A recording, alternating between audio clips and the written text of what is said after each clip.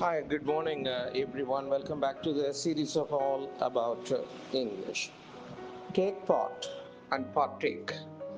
இது ரெண்டு வார்த்தையும் ஒரே அர்த்தம் தான். பார்ட்டிசிபேஷன் அதுதான் அர்த்தம். ஒரு விழாவிலோ இல்லை ஒரு நடவடிக்கையிலோ ஆக்டிவிட்டியில் இன்வால்வ் பண்ணிக்கிறது, பங்கெடுத்தல் அப்படிதான் மீனிங். ஆனால் இந்த பார்ட்டேக்குக்கும்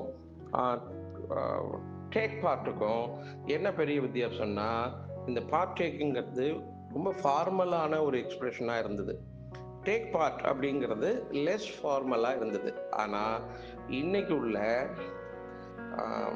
ப்ரெசன்ட் டே இங்கிலீஷ், மாடர்ன் இங்கிலீஷில் பார்ட்டேக் அப்படிங்கிற இந்த வார்த்தை பெரும்பாலும் பயன்படுத்துவதை நிறுத்திவிட்டார்கள். அதாவது less common for simply participating in an activity than take part.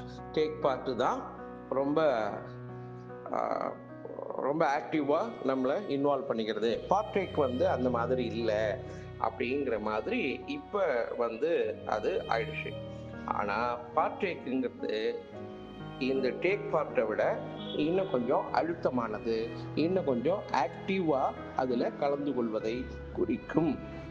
இதுதான் பார்ட்டேக்குக்கும் டேக் பார்ட்டுக்கும் உள்ள டிஃப்ரென்ஸ்.